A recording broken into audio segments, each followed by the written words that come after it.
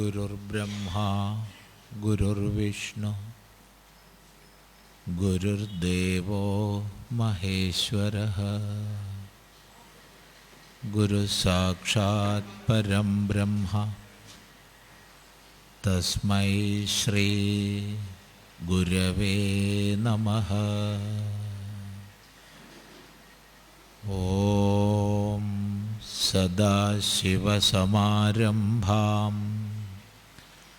ശങ്കരാചാര്യമധ്യമാം അസ്മദാചാര്യപര്യന്താം വന്ദേ ഗുരുപരമ്പരാം. ഇന്നു മുതൽ 3 സന്ധ്യകളിൽ നമ്മളൊക്കെ ഒത്തുചേരുകയാണ്. പ്രത്യേകം വിഷയങ്ങളും വെച്ചിട്ടുണ്ട്. ഇന്ന് കുരുക്ഷേത്ര യുദ്ധം സത്യമോ മിഥ്യയോ എന്നൊരു വിഷയമാണ് വെച്ച് കാണുന്നത്. എന്താ അപ്പം അങ്ങനെ ഒരു വിഷയം എന്നൊന്നും മനസ്സിലാവണില്ല.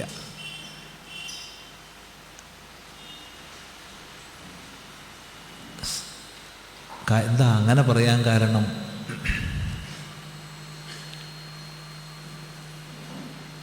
ഈ പ്രപഞ്ചത്തിൽ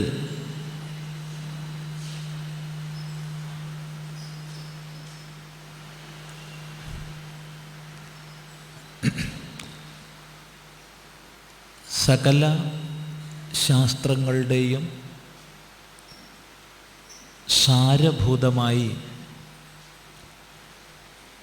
ഭഗവാൻ ഭാഷ്യകാരൻ ശങ്കരാചാര്യസ്വാമികൾ നമുക്കൊരു ചെറിയ വാക്യം പറഞ്ഞു തന്നിട്ടുണ്ട്. സർവ വേദാന്തശാസ്ത്രങ്ങളുടെയും സാരഭൂതമായിട്ട് ബ്രഹ്മസത്യം ജഗന്മിഥ്യ. ബ്രഹ്മം ഒന്ന് മാത്രം സത്യം, മറ്റെല്ലാം മിഥ്യയാണ്. ഈ ജഗത്ത് മിഥ്യയാണ്. എന്താ മിഥ്യ എന്ന് പറഞ്ഞാൽ? അസത്തെന്നല്ല. മുയലിൻ്റെ കൊമ്പ് എന്നൊരാൾ പറഞ്ഞാൽ അത് അസത്താണ്. മുയൽ കൊമ്പ് അസത്താണ്, അത്യന്തം അസത്താണ്.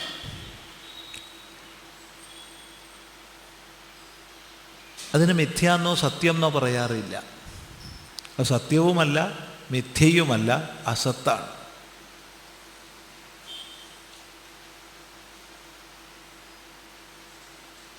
അപ്പം മിഥ്യ എന്ന് പറഞ്ഞാലോ? നമ്മൾ വ്യാവഹാരിക തലത്തിൽ മാത്രം നിലനിൽക്കുന്ന പല സത്യങ്ങളെയും കാണാറുണ്ട്.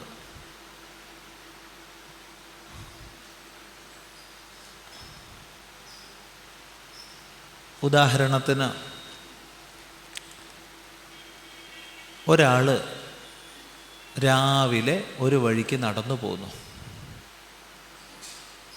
പോകുന്ന സമയത്ത് വഴിയുടെ ഒരു ഭാഗത്ത് കുറേ മണ്ണ് കൂനയായി ഇട്ടത് കണ്ടു. അയാളത് കണ്ട് നടന്നു പോയി. അയാളുടെ ജോലിയെല്ലാം കഴിഞ്ഞ് വൈകുന്നേരം തിരിച്ച് വരികയാണ്. അവിടെ ക്ലിയറാണോ? കേൾക്കുമോ? മനസ്സിലാവുമോ? ആ ശബ്ദം ഇവിടെ കേൾക്കുമ്പോൾ മനസ്സിലാവണില്ല, അതുകൊണ്ടാണ് ചോദിക്കണം. വൈകുന്നേരം അയാളുടെ ജോലിയെല്ലാം കഴിഞ്ഞ് തിരികെ വരുന്നു. അപ്പോൾ വെറുതെ ഒന്ന് നോക്കി രാവിലെ താൻ മൺകൂന കണ്ട ഭാഗത്തേക്ക്. അവിടെ ഇല്ല മണ്ണ്.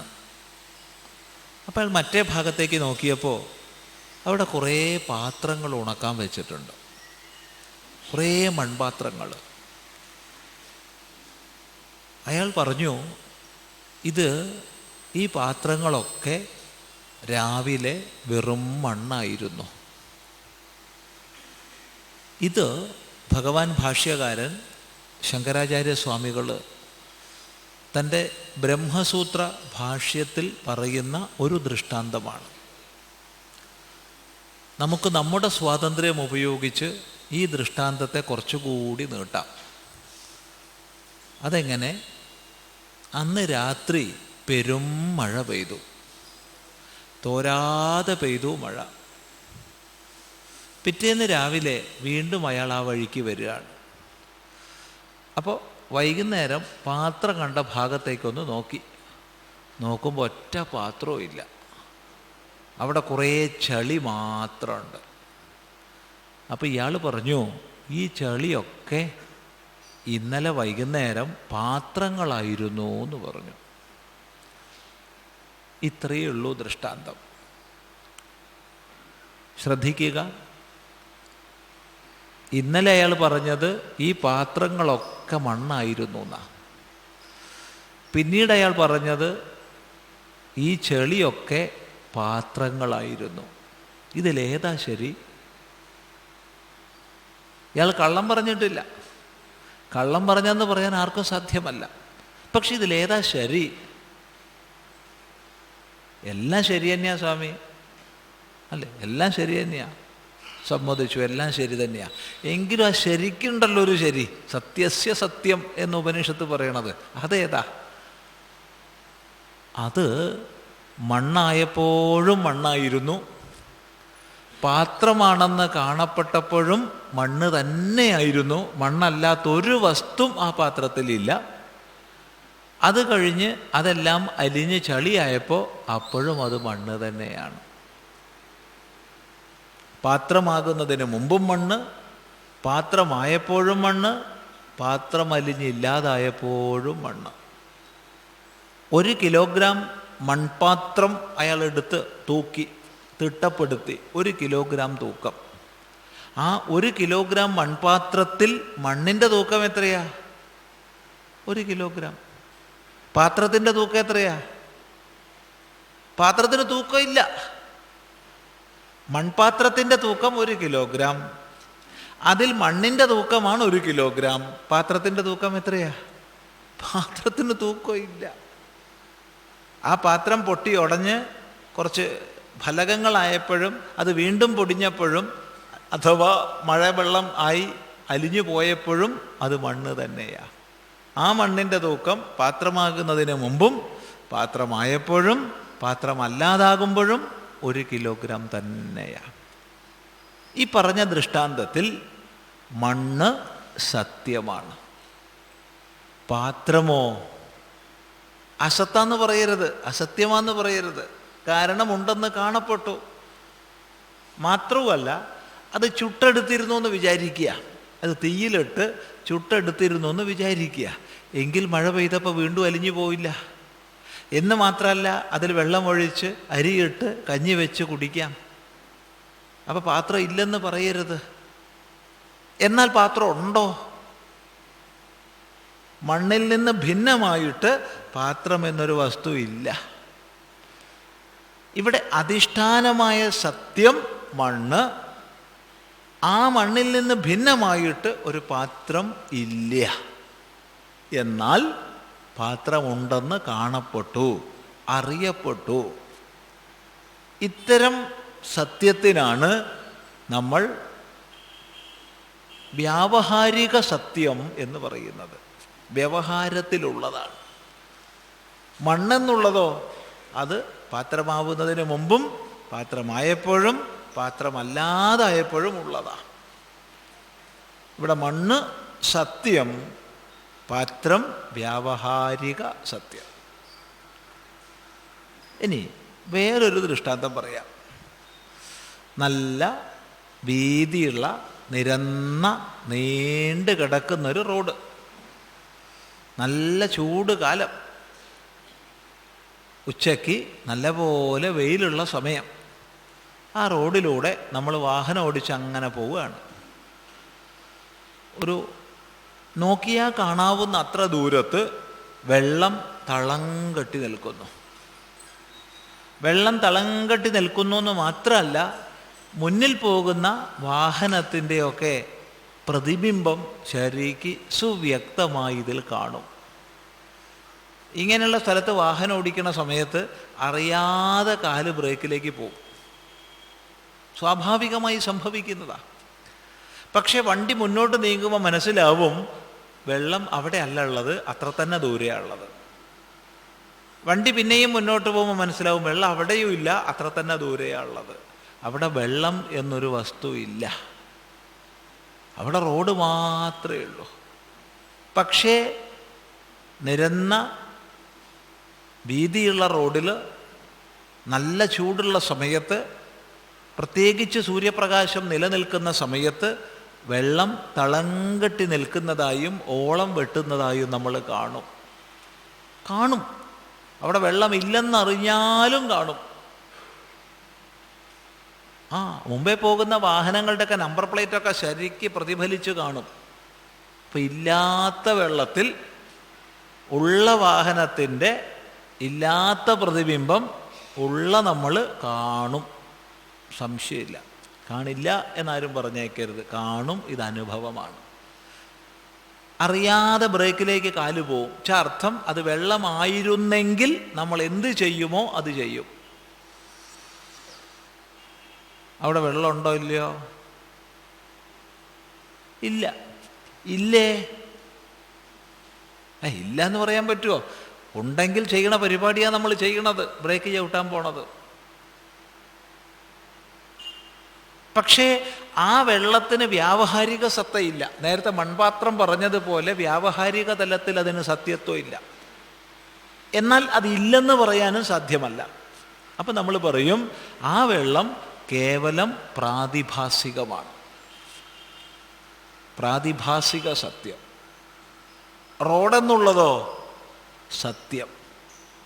വെള്ളം അവിടെ ഉണ്ടാവുന്നതിന് മുമ്പും, ശ്രദ്ധിക്കണേ, വെള്ളം ഉണ്ടാവുന്നതിന് മുമ്പും, അവിടെ ഉണ്ടായോ എന്ന് ചോദ്യം വേറെ, ഉണ്ടായി എന്ന് തോന്നിയപ്പോഴും ഇല്ലെന്നറിഞ്ഞപ്പോഴും റോഡായി തന്നെ നിൽക്കുന്നു. ഈ പറഞ്ഞ ദൃഷ്ടാന്തത്തിൽ റോഡ് സത്യം, വെള്ളം പ്രാതിഭാസിക സത്യം. ഈ രണ്ട് ദൃഷ്ടാന്തങ്ങളെയും മനസ്സിലാക്കുക. ഒന്ന് വ്യാവഹാരിക സത്യം, രണ്ട് പ്രാതിഭാസിക സത്യം. ഈ രണ്ട് സത്യങ്ങളും നിലനിൽക്കണമെങ്കിൽ അടിസ്ഥാനമായ ഒരു സത്യം കൂടിയേ തീരൂ. അതാണ് സത്യസ്യ സത്യം, സത്യത്തിൻ്റെ സത്യം, ശരിയായ സത്യം, നിഷേധിക്കാനാവാത്ത സത്യം, ഒരിക്കലും ഇല്ലാതാവാത്ത സത്യം. ഈ സത്യം എന്താണ് എന്നന്വേഷിക്കുന്ന സമയത്ത് നമുക്ക് മനസ്സിലാവും ഉള്ളതെന്തോ അത് തന്നെ. ഇപ്പോൾ ഇവിടെ പറഞ്ഞു, ചിദാനന്ദപുരി സ്വാമി വന്നു, ഇങ്ങനൊരു പ്രസംഗം ചെയ്തു, ഞാൻ കേട്ടു എന്നൊക്കെ നമ്മൾ പറയും. ശരി, കുറച്ച് കൊല്ലം മുമ്പ് ഈ ചിദാനന്ദപുരി സ്വാമിയുടെ ശരീരം ഉണ്ടായിരുന്നോ? ഇല്ല. കുറച്ച് കൊല്ലം കഴിഞ്ഞാൽ ഉണ്ടാവുമോ? അതും ഇല്ല. ഇപ്പം നടുക്ക് മാത്രമുള്ളൊരു ഒരു വ്യവഹാരപ്പം അത്. അപ്പോൾ ഈ ശരീരം എന്നുള്ളത് സത്യമാണോ? ആണ്. ആണോ? അങ്ങനെ പറയാൻ പറ്റില്ല. അല്ല. അപ്പം എന്ത് സത്യത്വം ഇതിനുള്ളത്? ഇതിന് വ്യാവഹാരിക സത്യത്വം മാത്രമേ ഉള്ളൂ. ഇപ്പം നമ്മളെല്ലാം ഇവിടെ ഒത്തുകൂടി എന്നുള്ളതിന് വ്യാവഹാരിക സത്യത്വേ ഉള്ളൂ. ഈ പ്രപഞ്ചമെന്ന പ്രതീതിക്ക് വ്യാവഹാരിക സത്യത്വേ ഉള്ളൂ. അതിൽ കവിഞ്ഞ് ഉണ്ട് എന്ന് കരുതിയാൽ നാളെ ദുഃഖിക്കേണ്ടി വരും, സംശയമൊന്നുമില്ല. ഈ പ്രപഞ്ച പ്രതീതിക്ക് വ്യാവഹാരിക സത്യത്വേ ഉള്ളൂ. അതുകൊണ്ടാണ് മിഥ്യ എന്നൊരു ശബ്ദം ആചാര്യൻ പറഞ്ഞത്. എന്താ മിഥ്യ എന്ന് പറഞ്ഞാൽ? സദ്ഭിന്നമായിട്ട് ഇല്ലാത്തത്, അടിസ്ഥാനമായ സത്തിൽ നിന്ന് ഭിന്നമായിട്ടില്ലാത്തതെന്തോ, അതേ സമയത്ത് ഉണ്ടെന്ന് അറിയപ്പെടുന്നതെന്തോ, അതാണ് മിഥ്യ. ഒന്നുകൂടി പറയാം, ഉണ്ടെന്നറിയപ്പെടുന്നു, എന്നാൽ പരീക്ഷിക്കുന്ന സമയത്ത് മനസ്സിലാവും സദ്ഭിന്നമായിട്ടില്ല എന്ന്. പാത്രമുണ്ട്, പക്ഷെ മണ്ണിൽ നിന്ന് ഭിന്നമായിട്ടൊരു പാത്രമില്ല. അല്ലെങ്കിൽ വെള്ളമുണ്ട്, റോഡിൽ നിന്ന് ഭിന്നമായിട്ടൊരു വെള്ളം ഇല്ല. ഈ പറഞ്ഞ ദൃഷ്ടാന്തത്തിൽ ഇതൊക്കെ മിഥ്യയാണ്. എന്നാൽ അടിസ്ഥാനമായി മണ്ണ്, റോഡ് തുടങ്ങിയവ ദൃഷ്ടാന്തത്തിൽ സത്യമാണ്. അതുകൊണ്ട് വേദാന്തത്തിൻ്റെ സാരം നമുക്ക് ഗുരുനാഥൻ പറഞ്ഞു തരും. ഉള്ളത് ഉണ്ട്, ഒരിക്കലും ഇല്ലാതാവുന്നില്ല. മിഥ്യയായിട്ടുള്ളതോ അതിന് പാരമാർത്ഥികമായിട്ട് നിലനിൽപ്പും ഇല്ല. ഇതാണ് വേദാന്തത്തിൻ്റെ സാരം. ബ്രഹ്മസത്യം, ജഗൻ മിഥ്യ. ശ്രദ്ധിക്കുക. അപ്പം എന്തേ ഉള്ളൂ? ഉള്ളതേ ഉള്ളൂ. മിഥ്യയോ ഉണ്ടെന്ന് കാണപ്പെടുന്നു, ഉണ്ടെന്നറിയപ്പെടുന്നു. പക്ഷേ ശരിയായ പ്രമാണ പരീക്ഷ ചെയ്യുമ്പോൾ ഇല്ലെന്ന് ബോധിക്കുന്നു. അതാണ് മിഥ്യ. ഇങ്ങനെ സത്യം, മിഥ്യ, ഈ രണ്ട് ശബ്ദങ്ങളുടെ വ്യത്യാസം മനസ്സിലാക്കണം. ഇവിടെ വിഷയം ഇതിൻ്റെ സംഘാടകർ വെച്ചിട്ടുള്ളത് കുരുക്ഷേത്ര യുദ്ധം സത്യമോ മിഥ്യയോ എന്നാണ്. യാതൊരു സംശയവുമില്ല, മിഥ്യയാണ്. മിഥ്യയാണ്. ഈ പ്രപഞ്ചം മുഴുവൻ മിഥ്യയാണ്. ഇവിടെ ചിദാനന്ദപുരിസ്വാമി സംസാരിക്കുന്നു എന്നുള്ളത് മിഥ്യാപ്രപഞ്ചത്തിലെ ഒരു പ്രതിഭാസമാണ്. നിങ്ങളെല്ലാം കേൾക്കുന്നു എന്നുള്ളത് മിഥ്യാപ്രപഞ്ചത്തിലെ പ്രതിഭാസമാണ്. നിശ്ചയമായും ഈ ലോകത്തിൽ ഏത് വിഷയമെടുത്താലും മിഥ്യയാണ്, സംശയമില്ല. ഇതാണ് പാരമാർത്ഥിക ദൃഷ്ടിയിൽ പറയേണ്ടത്. ശ്രദ്ധിക്കുക. എന്നാൽ നമ്മളൊക്കെ ജീവിക്കുന്നത് ഈ മിഥ്യാപ്രപഞ്ചത്തിലാണ്. മിഥ്യാപ്രപഞ്ചത്തിലെ ജീവിതത്തിൽ നമുക്ക് ഈ വ്യാവഹാരിക തലത്തിലെ സത്യങ്ങളെ നമ്മൾ അംഗീകരിച്ചേ മതിയാവും. അച്ഛനുണ്ട്, അമ്മയുണ്ട്, പത്നിയുണ്ട്, പതിയുണ്ട്. ഭർത്താവ് ഭാര്യയോട് പറയുകയാണ്, ഈ പ്രപഞ്ചം മിഥ്യയാണ്, അതുകൊണ്ട് നീ ഭാര്യ എന്നുള്ളത് മിഥ്യയാണ്.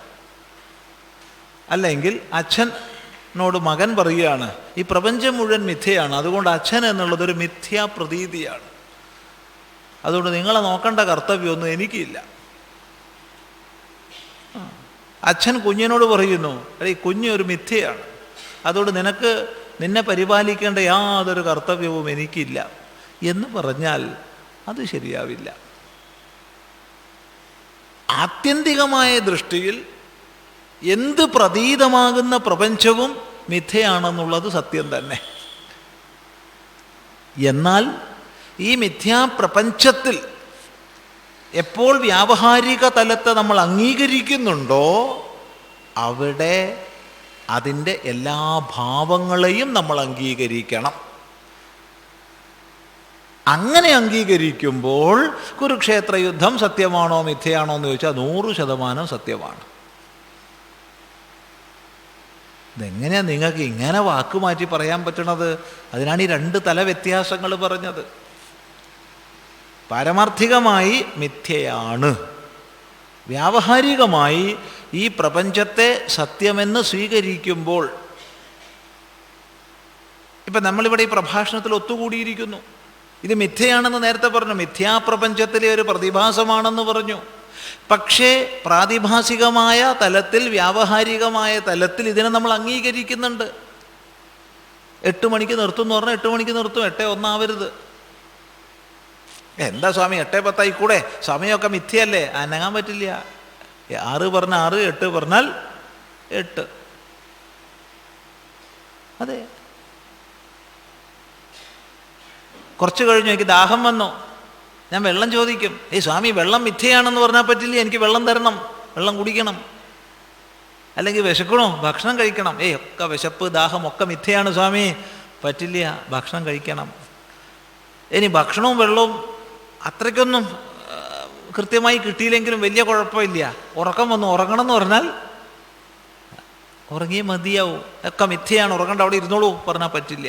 അപ്പോൾ വ്യാവഹാരികവും പ്രാതിഭാസികവുമായ തലത്തെ നമ്മൾ അംഗീകരിക്കുമ്പോൾ അതിൻ്റെ എല്ലാ സവിശേഷതകളെയും നമ്മൾ ഉൾക്കൊണ്ടേ മതിയാവും. അവിടെയാണ് ധർമ്മം, അർത്ഥം, കാമം, മോക്ഷം തുടങ്ങിയ പുരുഷാർത്ഥങ്ങളൊക്കെ വരുന്നത്. പാരമാർത്ഥികമായ തലത്തിൽ ധർമ്മവും ഇല്ല, അർത്ഥവും ഇല്ല, കാമവും ഇല്ല, മോക്ഷവും ഇല്ല.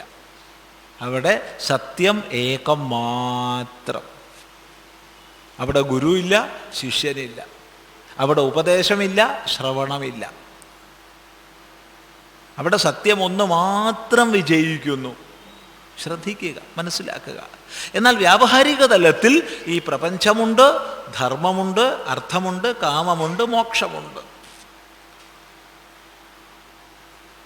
അർത്ഥകാമങ്ങളെ എങ്ങനെ ഉപയോഗിക്കണം എന്നുള്ളതിനെ സംബന്ധിച്ച് ശാസ്ത്രമുണ്ട്. അർത്ഥശാസ്ത്രവും കാമശാസ്ത്രവും നമുക്കുണ്ട്. അതിനനുസരിച്ച് ജീവിക്കണം. അർത്ഥശാസ്ത്രം പറഞ്ഞതുപോലെ ധനസമ്പാദനവും ധനവിനിമയവും ചെയ്യണം. കാമശാസ്ത്രം പറയുന്നത് പോലെ കാമോപഭോഗം ചെയ്യണം. എന്നാൽ ഇത് രണ്ടുമല്ല മനുഷ്യന് മുഖ്യം. പിന്നെ ധർമ്മമാണ്. കാരണം മനുഷ്യന് കാമം വേണം, മനുഷ്യന് അർത്ഥവും വേണം. വേണ്ട എന്നൊന്നും പറഞ്ഞേക്കരുത്. മനുഷ്യന് കാമം വേണ്ട, കാമമൊന്നും പാടില്ല, അല്ലെങ്കിൽ അർത്ഥമൊന്നും പാടില്ല, അങ്ങനെയൊന്നും പറഞ്ഞേക്കരുത്. കാമം വേണം, അർത്ഥം വേണം. പക്ഷേ മനുഷ്യൻ്റെ അർത്ഥകാമങ്ങളൊക്കെ തന്നെ ധർമ്മത്തിൽ അധിഷ്ഠിതമായിരിക്കണം. ധർമ്മമോ? ധർമ്മം ഈ പ്രപഞ്ചത്തെ മുഴുവൻ ചേർത്ത് കോർത്ത് നിർത്തുന്ന വ്യവസ്ഥയാണ്. വ്യത്യസ്ത ഗുണഘടനകളോടുകൂടിയ നമ്മെ മുഴുവൻ ഒരു സമാജമായി ചേർത്ത് കോർത്ത് നിർത്തുന്നത് എന്തോ അതാണ് ധർമ്മം. ഒന്നും കൂടി വിപുലമായി പറഞ്ഞാൽ അണു മുതൽ ബ്രഹ്മാണ്ടം വരെയുള്ള സകലവും തന്നെ എന്തിനാലാണോ ചേർത്ത് കോർത്ത് നിർത്തപ്പെടുന്നത് അതാണ് ധർമ്മം. ഒരണു, ഒരാറ്റം എങ്ങനെയാണ് ഒരാറ്റമായിരിക്കുന്നത്? പഠിക്കുക, നമ്മൾ അത്ഭുതപ്പെടും. കൂടുതൽ കൂടുതൽ പഠിക്കുന്തോറും ശാസ്ത്രകാരന്മാർ അത്ഭുതപ്പെടുന്നു. അത്യത്ഭുതകരമായ നിയമവ്യവസ്ഥയാലാണ് ഒരാറ്റം നിലനിൽക്കുന്നത്. ഈ പ്രപഞ്ചമോ അതും അങ്ങനെ തന്നെ. അത്ഭുതകരമായൊരു നിയമവ്യവസ്ഥ ഇതിനെ മുഴുവൻ ചേർത്ത് കോർത്ത് നിർത്തുന്നു. നിരന്തര ചലനത്താലുള്ള അചലഭാവം ഒരാറ്റത്തിലും നമ്മൾ കാണുന്നു, ഈ പ്രപഞ്ചത്തിലും ഈ ബ്രഹ്മാണ്ടം അഖിലത്തിലും നമ്മൾ കാണുന്നു. അതുകൊണ്ട് തന്നെ അത്ഭുതകരമായൊരു നിയമവ്യവസ്ഥയ്ക്ക് വിധേയമായിട്ടാണ് അണു മുതൽ ബ്രഹ്മാണ്ടം വരെ നിലകൊള്ളുന്നത്.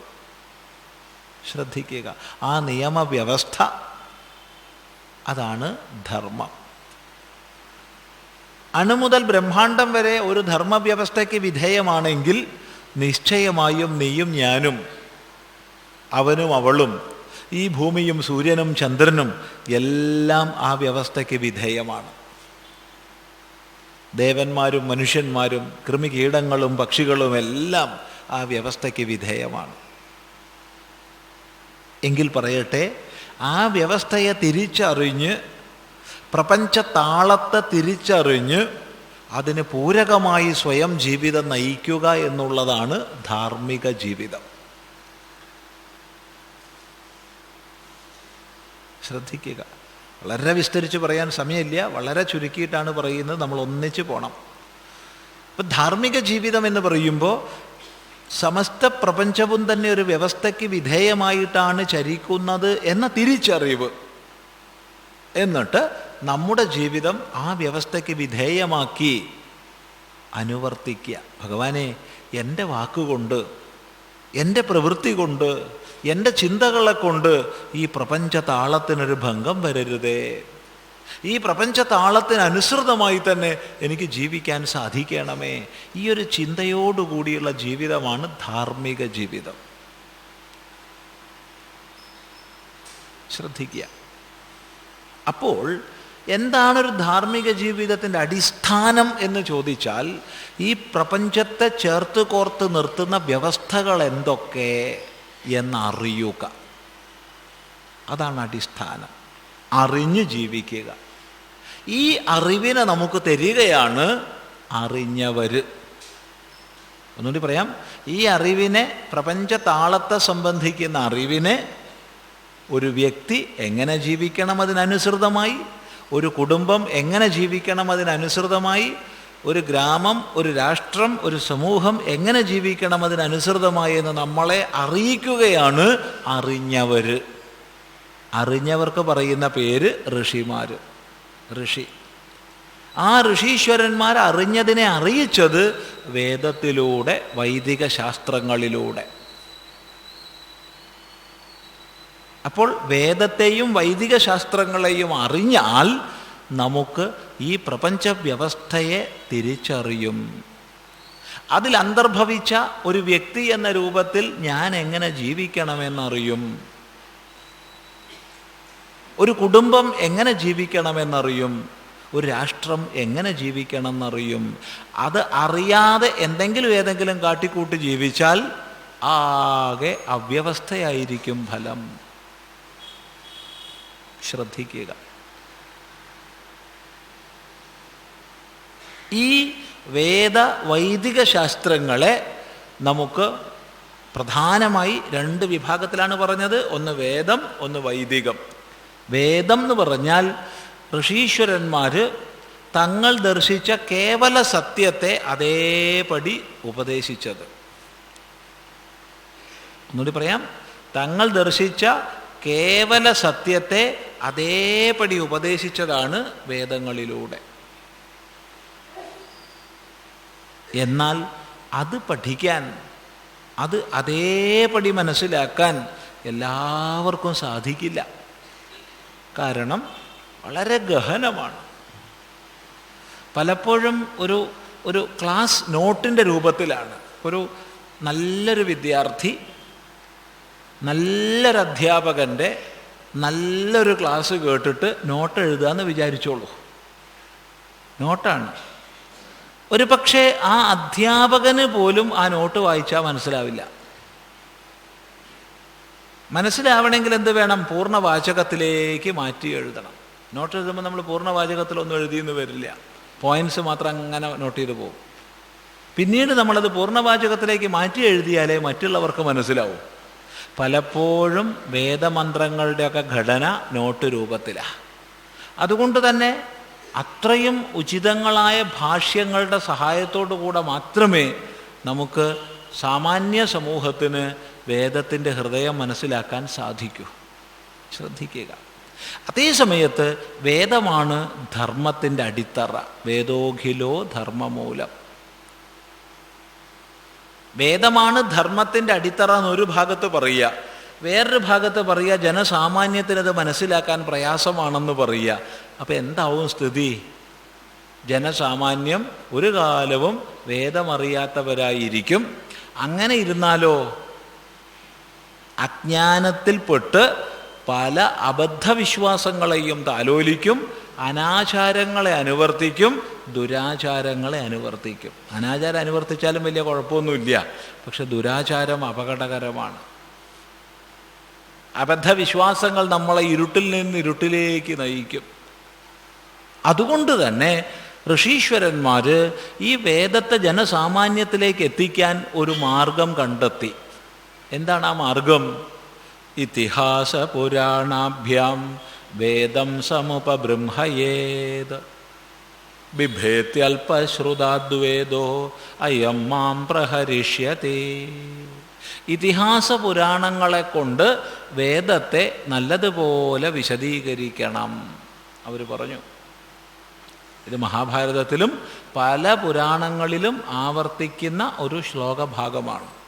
ഇതിഹാസ പുരാണങ്ങളെ കൊണ്ട് വേദത്തെ നല്ലതുപോലെ വിശദീകരിക്കണം. ബിഭേത്തി അല്പശ്രുതാത് വേദ അയം മാം പ്രഹരിഷ്യതി. അല്പശ്രുതനിൽ നിന്ന് വേദം പേടിക്കുകയാണ്. എല്ലാവരുടെയും പേടി മാറ്റുന്ന ആളാ വേദം.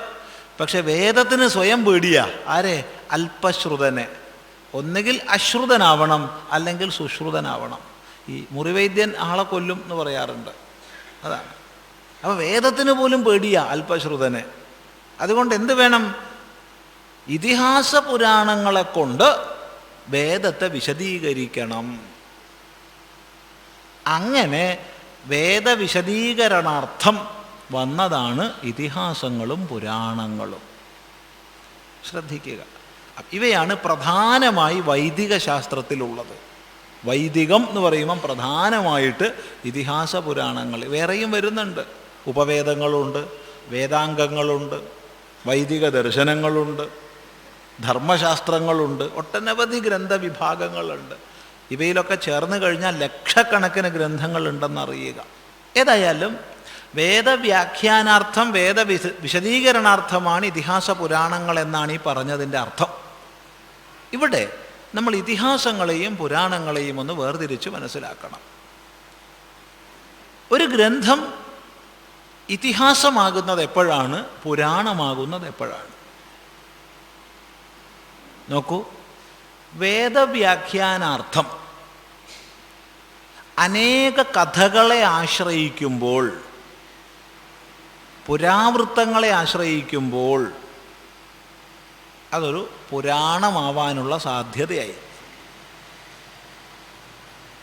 ഒന്നുകൂടി പറയാം, വേദവ്യാഖ്യാനാർത്ഥം അനേക കഥകളെ ആശ്രയിക്കുമ്പോൾ അതൊരു പുരാണമാവാനുള്ള സാധ്യതയായി. അതെന്താ സാധ്യതയായി എന്ന് പറഞ്ഞത്? അതുകൊണ്ട് മാത്രം പുരാണാവില്ല. പുരാണാവണമെങ്കിൽ ചില ലക്ഷണങ്ങളൊക്കെ ഒക്കണം. സർഗശ്ച പ്രതിസർഗശ്ച വംശോ മന്വന്തരാണിച്ച വംശാനുചരിതം ചൈവ പുരാണം പഞ്ചലക്ഷണം എന്ന നിലയ്ക്ക് 5 ലക്ഷണങ്ങൾ തികഞ്ഞാൽ മാത്രമേ ഒരു കഥാപ്രധാനമായ വേദവ്യാഖ്യാന ഗ്രന്ഥം പുരാണമാകൂ. സർഗം, ഓരോ കൽപ്പത്തിലും എങ്ങനെയാണ് സൃഷ്ടി സംഭവിക്കുന്നത് എന്ന് പറയണം. 2, അത് വികസിതമായി അനേക ജീവയോനികളിൽ വികസിതമായി എങ്ങനെ തീരുന്നു, അവസാനം പ്രളയം വരെയുള്ള ഗതി എങ്ങനെ പറയണം. 3, വംശം. വംശം എന്ന് പറഞ്ഞാൽ പ്രധാനപ്പെട്ട രാജവംശങ്ങൾ ഏതൊക്കെയാണെന്നുള്ള വിഷയം പറഞ്ഞ് ഏതെങ്കിലും ഒരു രാജവംശത്തിൻ്റെ ചരിത്രമെങ്കിലും പറയണം. 4, മന്വന്തരം, കാലഗണന.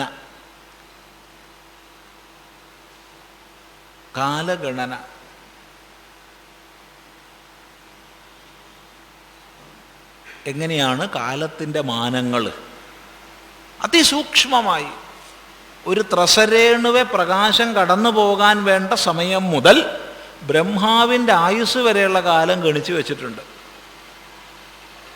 ബ്രഹ്മാവിൻ്റെ ആയുസ് എന്നൊക്കെ പറഞ്ഞാൽ വലുതാണ്. ഇപ്പോൾ കണക്ക് പറയാൻ പോയി കഴിഞ്ഞാൽ നമ്മൾ ഒരുപാട് ഇരുന്ന് എഴുതേണ്ടി വരും. അതുകൊണ്ടൊന്നും പറയണില്ല. ത്രസരേണുവെ പ്രകാശം ത്രസരേണു എന്ന് പറഞ്ഞാൽ 3 തന്മാത്ര ചേർന്നതാണ് ത്രസരേണു. എന്നുവെച്ചാൽ നമ്മൾ ഈ നല്ല ഇരുടുള്ള ഒരു മുറിയിൽ ഒരു ദ്വാരം വഴിക്ക് പ്രകാശം കടത്തിവിടുക. ആ പ്രകാശത്തിലേക്ക് നോക്കുമ്പോൾ അതിസൂക്ഷ്മങ്ങളായ കണികകൾ ചലിക്കുന്നത് കാണാം. അതാ ത്രസരേണു. ആ ത്രസരേണുവെ പ്രകാശത്തിന് കടന്നു പോകാൻ വേണ്ട സമയം മുതൽ ബ്രഹ്മാവിൻ്റെ ആയുസ് വരെയുള്ള സമയം വരെ ചിന്തിച്ച് വെച്ചിട്ടുണ്ട് നമ്മുടെ പൂർവാചാര്യന്മാർ. ഈ കാലഗണനയെക്കുറിച്ച് പറയണം. 5, വംശാനുചരിതം, പ്രധാനപ്പെട്ട ഋഷിവംശങ്ങളുടെ ചരിത്രം പറയണം. ഇത്രയും ലക്ഷണങ്ങൾ ചേർന്നാൽ ഒന്ന് പുരാണമാകും. ഈ പുരാണത്തിൻ്റെ ഉദ്ദേശം എന്താ ചോദിച്ചാൽ വേദവ്യാഖ്യാനമാണ്. എന്നാൽ വേദവ്യാഖ്യാനമാണെങ്കിലും അതിൻ്റെ അടിസ്ഥാനം കഥകളാണ്, വെറും കഥകളാണ്. എന്നാൽ ഇതിഹാസം അത് വ്യത്യസ്തമാണ്, അത് കഥകളല്ല. പുരാണത്തിൽ ജീവചരിത്രങ്ങളുണ്ട്, പക്ഷേ പുരാണം കഥാപ്രധാനമാണ്. ഇതിഹാസത്തിൽ കഥകളുണ്ട്, പക്ഷേ ഇതിഹാസം ജീവചരിത്ര പ്രധാനമാണ്. അതായത് സ്പഷ്ടമായ ഭാഷയിൽ പറഞ്ഞാൽ വേദവ്യാഖ്യാനാർത്ഥം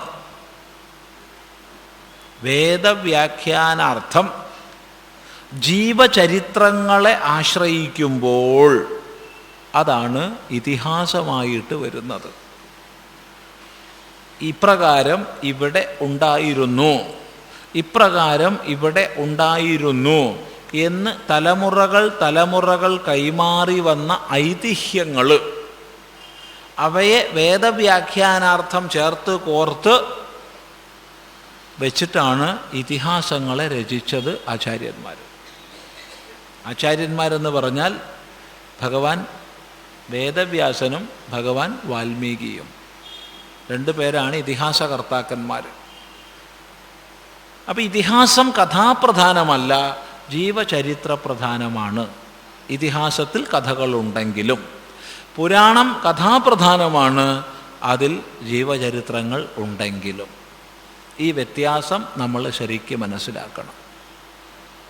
ഇത് ശരിക്കും മനസ്സിലാക്കിയ ശേഷം നമുക്ക് കുരുക്ഷേത്രത്തിലേക്ക് വരാം. എവിടെയാണ് കുരുക്ഷേത്രം അവതരിപ്പിക്കപ്പെട്ടത്? കുരുക്ഷേത്രം അവതരിപ്പിക്കപ്പെട്ടത് മഹാഭാരതത്തിലാണ്.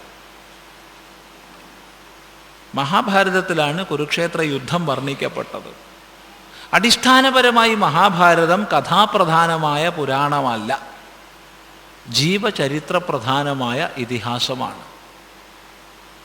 അതുകൊണ്ട് തന്നെ കുരുക്ഷേത്ര യുദ്ധം മാത്രമല്ല, മഹാഭാരതത്തിൽ പറഞ്ഞ മുഖ്യ തന്തു മുഴുവൻ തന്നെയും ചരിത്രത്തിലുള്ളതാണ്. ഒന്നും സാങ്കല്പികമായി മെനഞ്ഞെടുത്ത കഥകളല്ല. ശ്രദ്ധിക്കുക. പലപ്പോഴും നമ്മൾ വചോ വിഭൂതിർണതു പാരമാർത്ഥ്യം തുടങ്ങിയ പുരാണ ശ്ലോകങ്ങളെയൊക്കെ ഘടിപ്പിച്ചിട്ട് ഇതിഹാസം മിഥ്യയാണെന്ന് പറയാൻ, അല്ലെങ്കിൽ ഇതിഹാസമൊന്നും നടന്നിട്ടില്ല, ഇതിൽ പറഞ്ഞൊക്കെ വെറുതെയാണ്, സാങ്കല്പികമാണെന്ന് പറയാൻ വൃഥാ പരിശ്രമം ചെയ്യാറുണ്ട്.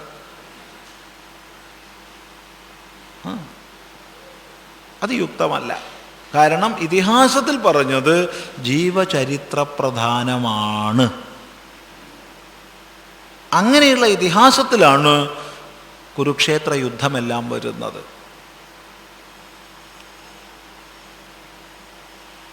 കുരുക്ഷേത്രം യുദ്ധഭൂമി തെരഞ്ഞെടുത്ത പ്രക്രിയയൊക്കെ വളരെ വിശദമായിട്ട് മഹാഭാരതത്തിലെ ഉദ്യോഗപർവത്തിൽ വർണ്ണിച്ചിട്ടുണ്ട്. അതായത് യുദ്ധം അനിവാര്യമായി തീർന്നു, ഒരു പ്രകാരത്തിലും യുദ്ധം ഒഴിവാക്കാൻ വയ്യ. ഒഴിവാക്കാൻ എന്തൊക്കെ ധർമ്മശാസ്ത്രം അനുസരിച്ച് പ്രവർത്തിക്കണോ അതൊക്കെ ചെയ്തു. പക്ഷേ ഒക്കെ പരാജയപ്പെട്ടു. ഭഗവാന്റെ ദൗത്യം പോലും ബാഹ്യമായി പരാജയപ്പെട്ടു എന്ന് പറയണം. അതെന്താ ബാഹ്യമായി പരാജയപ്പെട്ടു എന്ന് പറഞ്ഞത്? ഭഗവാന്റെ ആന്തരിക സങ്കല്പം എന്താണെന്ന് ഭഗവാനെ അറിയുള്ളൂ. അതൊരിക്കലും പരാജയപ്പെടില്ല. അതുകൊണ്ടാണ് ബാഹ്യമായി പരാജയപ്പെട്ടു. യുദ്ധം അനിവാര്യമായി തീർന്നു. ഈ സന്ദർഭത്തിൽ കൗരവരും 2 വിഭാഗമായി പിരിഞ്ഞ് അവരെ മൊത്തത്തിൽ സഹായിക്കുന്ന എല്ലാവരും ചേർന്നു. പ്രധാനപ്പെട്ട വിദ്വാൻമാർ കൂടി ചർച്ചകൾ ചെയ്തു. അതായത് പാണ്ഡവന്മാർക്കും ധാർത്തരാഷ്ട്രന്മാർക്കും സമ്മതമായൊരു സ്ഥലം കണ്ടെത്താൻ 2 വിഭാഗക്കാരിൽ നിന്നും വിദ്വാൻമാർ തിരഞ്ഞെടുക്കപ്പെട്ട് അങ്ങനെ സ്ഥലനിർണയം നടന്നു. അപ്പോൾ യുദ്ധം എന്ന് പറഞ്ഞൊരു മഹായുദ്ധമാണ് വരാൻ പോണത്, ചെറിയ യുദ്ധമല്ല. എത്ര അക്ഷൗഹിണി ഉണ്ടാവുന്നൊന്നും ആദ്യം വ്യക്തമല്ലെങ്കിലും പിന്നീട് ഒട്ടനവധി അക്ഷൗഹിണി സൈന്യം പങ്കെടുക്കുമെന്ന് ഉറപ്പിക്കപ്പെട്ടു. 18 അക്ഷൗഹിണിയാണ് അവിടെ പങ്കെടുത്തത്. ഏതായാലും അങ്ങനെ സ്ഥലനിർണയം ചെയ്യാൻ നോക്കണ സമയത്തുള്ള പരിഗണനകൾ വലിയ കുന്ന് ഒന്നുമില്ലാത്ത, അഗാധ ഗർത്തങ്ങളൊന്നുമില്ലാത്ത നിരന്ന പ്രദേശം വേണം. അത്തരൊരു പ്രദേശം അവർ കണ്ടെത്തി. ആ പ്രദേശമായിരുന്നു കുരുക്ഷേത്രം. കുരുക്ഷേത്രം എന്ന് പറഞ്ഞാൽ ആ ഭൂമി 5 യോജന നീളവും 5 യോജന വീതിയുമാണ്. അതായത് 40 മൈൽസ് നീളം, 40 മൈൽസ് വീതി. ഇന്നത്തെ കണക്കിന് 64 കിലോമീറ്ററിലധികം നീളവും 64 കിലോമീറ്ററിലധികം വീതിയുള്ളൊരു പ്രദേശം. കുരുക്ഷേത്ര ജില്ലയും രോഹ്താസ് ജില്ലയും ചേർന്നതാണ് കുരുക്ഷേത്രം, പഴയ കുരുക്ഷേത്രം. ഹരിയാനയിലാണ് ഈ പ്രദേശം വരുന്നത്. വളരെ വലുതാ. കോഴിക്കോട് നാട് തുടങ്ങിക്കഴിഞ്ഞാൽ അതിന് നീളം എത്രയാ? മാഹി വരെ വരും. മാഹിയും അല്ല, എന്ത് മാഹിയാ, 48, 8, 56 കിലോമീറ്ററേ മാഹിയിലേക്ക് വരുള്ളൂ. തലശ്ശേരി തന്നെ ഏകദേശം. ഇത്രയും നീളം, അത്രയും വീതി, ഇത്രയും വലിയൊരു യുദ്ധഭൂമിയാണ് തിരഞ്ഞെടുക്കപ്പെട്ടത്. ഇന്നും അവിടെ നമ്മൾ സഞ്ചരിച്ചു കഴിഞ്ഞാൽ ഒരൊറ്റ കുന്നുപോലും ഇല്ല. ഇത്രയും വിസ്തൃതമായ പ്രദേശത്ത് ഒരു കുന്നുപോലും ഇല്ല. ധാരാളം ജലാശയങ്ങളുണ്ട്, ധാരാളം ജലാശയങ്ങൾ. കാരണം ഇത്രയും വലിയ സൈന്യത്തെ സ്വരൂപിക്കുമ്പോൾ ആദ്യം വേണ്ടത് വെള്ളമാണ്. ഇന്ന് തന്നെ ഇത്ര ജലാശയങ്ങൾ ഉണ്ടെങ്കിൽ അന്ന് എത്ര ഉണ്ടാവും? ധാരാളമുണ്ട്. സുഭിക്ഷമായി വെള്ളം കിട്ടുന്ന സ്ഥലം. അങ്ങനെ രണ്ടു കൂട്ടരും നിശ്ചയിച്ചു. യുദ്ധം ചെയ്യാനുള്ള നിരന്ന മൈതാനങ്ങൾ തയ്യാറാക്കപ്പെട്ടു. ഇതൊക്കെ വളരെ വിസ്തരിച്ച് ഉദ്യോഗപർവത്തിൽ പറഞ്ഞിട്ടുണ്ട്. മഹാഭാരതത്തിലെ 5-ാമത്തെ പർവ്വമാണ് ഉദ്യോഗപർവം. അതിൽ ഓരോ വിഭാഗവും എവിടെ എവിടെ പാളയം വെച്ചു എന്നുള്ള വിഷയമൊക്കെ വ്യക്തമായി പറഞ്ഞിട്ടുണ്ട്. വ്യക്തമായിട്ട് എവിടെയാണ് ഇന്നെന്ന സൈന്യം സഞ്ചയിക്കപ്പെട്ടത് എന്ന്. ഇനി മറ്റൊന്ന് പറയട്ടെ, ഈ കുരുക്ഷേത്രം എന്നുള്ളത് മഹാഭാരതത്തിൽ പ്രതിപാദിതമായ മുഖ്യയുദ്ധം നടക്കുന്നതിന് മുമ്പ് തന്നെ പ്രസിദ്ധമാണ്. പ്രസിദ്ധമായ ഭൂമിയാണ്. പരശുരാമൻ 21 പ്രാവശ്യം ക്ഷത്രിയ സംഹാരം ചെയ്ത ശേഷം പാപപരിഹാരാർത്ഥം പോയി സ്നാനം ചെയ്തത് കുരുക്ഷേത്രത്തിലാണ്. സമന്തപഞ്ചകം. സമന്തപഞ്ചകവും കുരുക്ഷേത്രം ഒന്ന് തന്നെയാണ്. അതെന്താ അവിടെ പോവാൻ പരശുരാമെന്ന് ചോദിച്ചാൽ, കുരുക്ഷേത്രം പണ്ടേ പ്രസിദ്ധമായൊരു പുണ്യതീർത്ഥമാണ്. ഉപനിഷത്തിൽ പോലും പരാമർശമുണ്ട്. കുരുക്ഷേത്രം വൈ ദേവാനാം ദേവയജനം സർവേഷാം ഭൂതാനാം ബ്രഹ്മസദനം. കുരുക്ഷേത്രം വൈ ദേവാനാം ദേവയജനം. നിശ്ചയമായും കുരുക്ഷേത്രം ദേവന്മാർക്ക് ദേവയജനം, യജ്ഞം ചെയ്യാനുള്ള സ്ഥലമാണ്. സർവേഷാം ഭൂതാനാം ബ്രഹ്മസദനം. എല്ലാ ഭൂതങ്ങൾക്കും എല്ലാ ജീവജാലങ്ങൾക്കും ബ്രഹ്മപ്രാപ്തിക്കുള്ള മാർഗമാണ് എന്ന് ഉപനിഷത്തിൽ കീർത്തിക്കപ്പെട്ട സ്ഥലമാ കുരുക്ഷേത്രം. അതാ പരശുരാമൻ അവിടെ പോയിട്ട് സ്നാനം ചെയ്യാൻ പോയത്.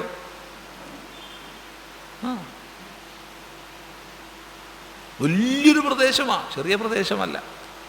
അവിടെ മഹാഭാരതത്തിൽ വർണ്ണിക്കപ്പെട്ട പ്രധാനപ്പെട്ട സ്ഥലങ്ങളൊക്കെ ഇന്നുമുണ്ട്. ഉദാഹരണം പറഞ്ഞാൽ, മഹാഭാരതത്തിൽ വർണ്ണിക്കപ്പെട്ടിട്ടുണ്ട് കുരുക്ഷേത്രത്തിലെ ബ്രഹ്മസരോവരത്തെക്കുറിച്ച്. വാവ് സമയത്ത്, ഗ്രഹണ സമയത്ത്, ഗ്രഹണാനന്തരം പുണ്യസ്നാനം ചെയ്യാൻ വേണ്ടി എല്ലാവരും ഒത്തുകൂടും, ലക്ഷക്കണക്കിന് ആൾക്കാർ. അത് വർണ്ണിച്ചിട്ടുണ്ട്. ഇന്നും ആ ചടങ്ങുണ്ട്. എന്ത് സ്വച്ഛമായിട്ടാണ് ഇന്നും ബ്രഹ്മസരോവരത്തെ പാലിച്ചിട്ടുള്ളത്. ഒരു 3 മീറ്ററിലധികം നീളം, 3 കിലോമീറ്ററിലധികം നീളം, ഒരു 1.5 കിലോമീറ്റർ വീതി. ഈ എത്ര വലിയ തടാകം! ഒന്ന് പോയി കാണണം എല്ലാവരും. സ്വച്ഛമായിട്ടുള്ള ജലാശയം ബ്രഹ്മസരോവരം. അതിൻ്റെ കുറച്ചപ്പുറത്ത് സന്നിഹിത തീർത്ഥം. ഒരു കേടും കൂടാതെ ശുദ്ധജലം ഇതിലൊക്കെ നിലനിൽക്കണുണ്ട്. അതെ, മഹാഭാരതത്തിൽ വർണ്ണിച്ചത് അതേപടി നമുക്ക് കാണാൻ കഴിയും. അവിടുന്ന് കുറച്ചും കൂടി അങ്ങോട്ട് മാറിക്കഴിഞ്ഞാൽ ഒരു അല്പം ഒരു 2-2.5 കിലോമീറ്റർ അങ്ങോട്ട് പോയി കഴിഞ്ഞാൽ ഭഗവത്ഗീത ഉപദേശിക്കപ്പെട്ട സ്ഥലം. അതെ, അതിനിപ്പോൾ ജ്യോതിസരസ് എന്നാ പേര്. ജ്യോതിസർ എന്ന് അവർ ഹിന്ദിയിൽ പറയും. അതാണ് നല്ല മനോഹരമായൊരു സ്ഥലം.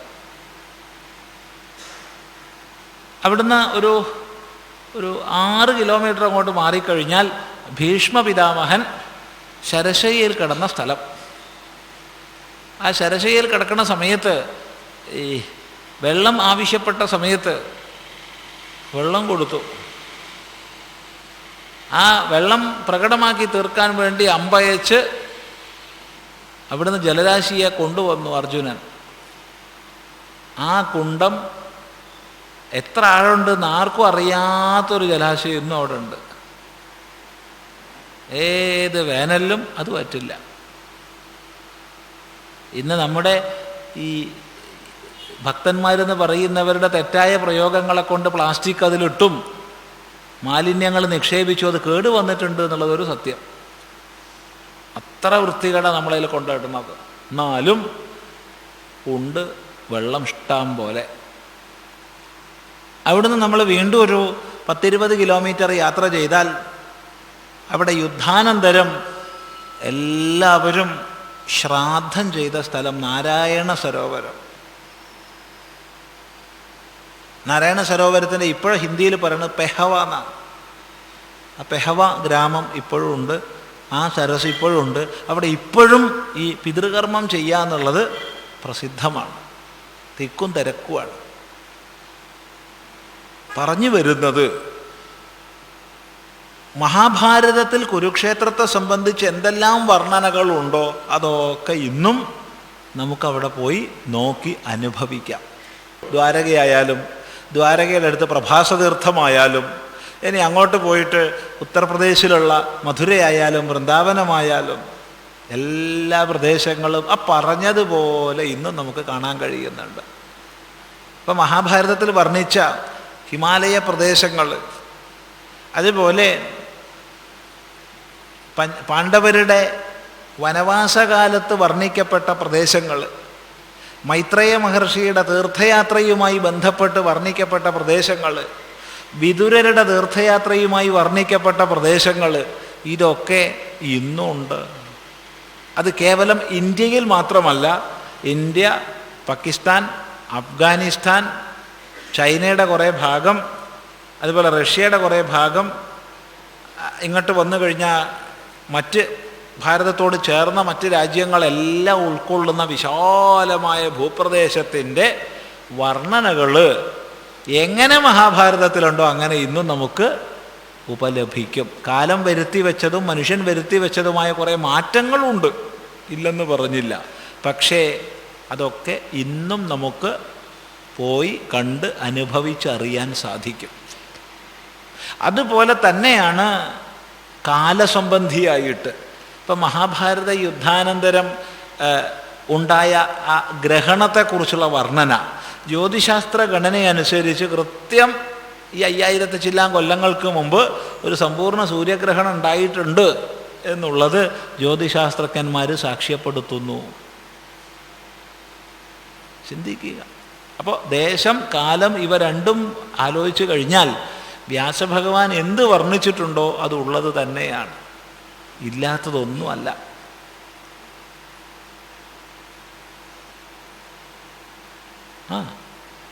എങ്ങനെ വർണ്ണിക്കപ്പെട്ടോ അങ്ങനെ നമുക്ക് ഇന്നും കാണാൻ സാധിക്കുന്നുണ്ട്. പിന്നെ കുരുക്ഷേത്രത്തെ സംബന്ധിച്ച് മാത്രമൊരു മിഥ്യാത്വം പറയേണ്ട ആവശ്യമില്ല. ഭൂമി മിഥ്യയാണ്, ഇന്ത്യ മിഥ്യയാണ്, ഞാനിരിക്കുന്ന കോഴിക്കോട് മിഥ്യയാണെന്ന് പറഞ്ഞാൽ കുരുക്ഷേത്രവും മിഥ്യയാണ്. അല്ല, ഇത് സത്യമാണെന്നാണ് പറയുന്നതെങ്കിൽ അതും സത്യമാണ്. പിന്നെ അത് മിഥ്യ എന്ന് പറഞ്ഞിട്ട് ഇപ്പം എന്താ കിട്ടാൻ പോണത്? ഒന്നും കിട്ടാൻ പോണില്ല. പിന്നെന്തിനാ അങ്ങനെ പറയുന്നേ? നമ്മുടെ സമാജം തലമുറകളായി കൈമാറി വന്ന ആദർശങ്ങളെയും ആശയങ്ങളെയും അട്ടിമറിക്കാൻ സാധിച്ചാൽ തീർച്ചയായും ഒരു സംസ്കൃതിയുടെ അട്ടിമറി എളുപ്പമാണ്.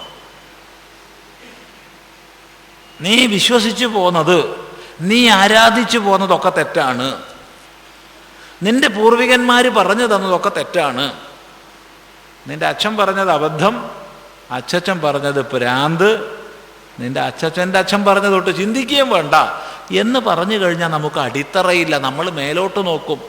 ആ മേലോട്ട് നോക്കുന്ന സമയത്ത് ദാ പുതിയത് പിടിച്ചോളൂ എന്ന് പറഞ്ഞിട്ട് തരാൻ കഴിയും. ഇത് സാംസ്കാരികമായൊരു അട്ടിമറിയാണ്. പലപ്പോഴും നമ്മൾ അറിയാതെ പലരുടെയും കയ്യിൽ നമ്മൾ ഏജൻറ്റുമാരായി പോകും. നമ്മൾ തന്നെ അറിയില്ല നമ്മൾ എന്താ പറയുന്നതെന്ന്. ശ്രദ്ധിക്കുക. ഇതിൽ വളരെ പ്രധാനപ്പെട്ട ഒന്ന് ആണ് സ്ഥലനാമങ്ങൾ മാറ്റുക എന്നുള്ളത്. നോക്കൂ, ഒരു പ്രദേശത്തേക്ക് ഒരു അധിനിവേശ ശക്തി കടന്നു കയറി അധികാരം സ്ഥാപിച്ചു കഴിഞ്ഞാൽ ആദ്യം ചെയ്യുന്ന ഒരു പരിപാടിയാണ് സ്ഥലപ്പേര് മാറ്റുക എന്നുള്ളത്. ഇപ്പോൾ ഉത്തരഭാരതത്തിലൂടെ ഒന്ന് സഞ്ചരിച്ചു നോക്കൂ, മധ്യഭാരതത്തിലൂടെ ഒന്ന് സഞ്ചരിച്ചു നോക്കൂ, എവിടെ മുസ്ലിം ഭരണം ഉണ്ടായിരുന്നു ആ പ്രദേശങ്ങളിലൂടെ സഞ്ചരിച്ചു നോക്കൂ. നമ്മൾ അത്ഭുതപ്പെടും എത്ര ആബാദുകളാണെന്ന്. അഹമ്മദാബാദ്, ഹൈദരാബാദ്, അക്ബറാബാദ്, നജീബാബാദ്, മുറാദാബാദ്, അങ്ങനെ അങ്ങ് പോവുക ആബാദുകളുടെ പേര്. ഫൈസാബാദ്, എത്ര ആബാദുകളാണ്. ആബാദ് എന്ന് പറഞ്ഞാൽ ഇന്ന ആളാൽ സ്ഥാപിക്കപ്പെട്ടത്. അപ്പം ഇന്നാളാൽ സ്ഥാപിക്കപ്പെട്ടത് എന്ന് പറയുമ്പോൾ ആ സ്ഥലത്തിൻ്റെ പൂർവനാമം മാറ്റി. പൂർവനാമം മാറ്റുന്നതോടുകൂടി ആ നാമത്തോട് ബന്ധപ്പെട്ട് നമുക്കുണ്ടായിരുന്ന അഭിമാനം മാറ്റി.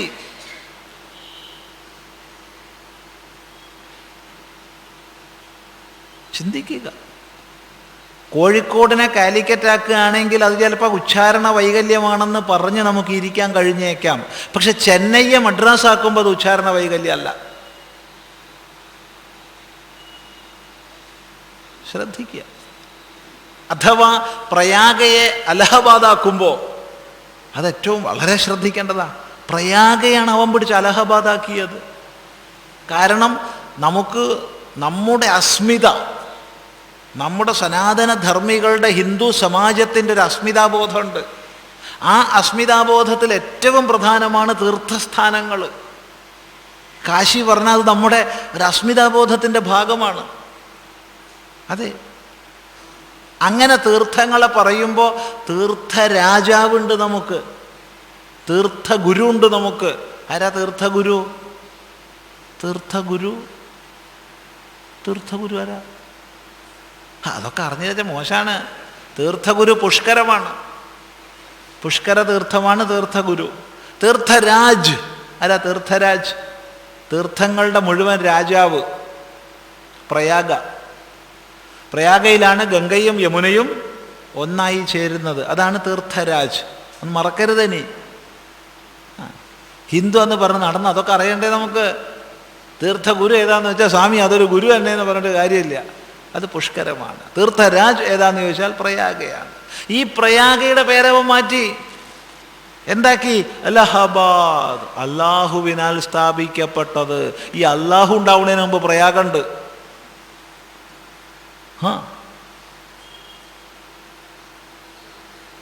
ചിന്തിക്കുക. പക്ഷെ പേര് മാറ്റി അല്ലാഹുവിനാൽ സ്ഥാപിക്കപ്പെട്ടത് എന്നാക്കി. എന്ത് സാധിക്കുന്നു അതിലൂടെ?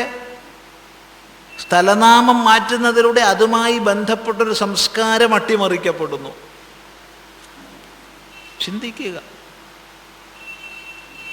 ഇങ്ങനെ എത്ര സ്ഥലങ്ങളുടെ പേര് മാറ്റി. ചരിത്രം തിരുത്തി എഴുതുക. നമുക്ക് ചരിത്രബോധം എത്രയുണ്ട് നമുക്കൊക്കെ എന്ന് ചിന്തിക്കേണ്ടതാണ്. നല്ലപോലെ ആലോചിക്കണം. നമ്മൾ കോഴിക്കോടിൻ്റെ ചരിത്രം ചോദിച്ചു കഴിഞ്ഞാൽ നമുക്ക് എത്ര പേർക്ക് പറയാൻ കഴിയും? ഏത് കാലം തൊട്ടുള്ളത് പറയാൻ കഴിയും? പോകട്ടെ, എന്തിന് കോഴിക്കോടിൻ്റെ ചരിത്രം? നമ്മുടെ കുടുംബ ചരിത്രം ചോദിച്ചാൽ എത്ര പേർക്ക് പറയാൻ കഴിയും? അറബികളൊക്കെ അവരുടെ പേരിൻ്റെ കൂടെ 2 തലമുറയുടെ പേര് വയ്ക്കാറുണ്ട്. അതെ,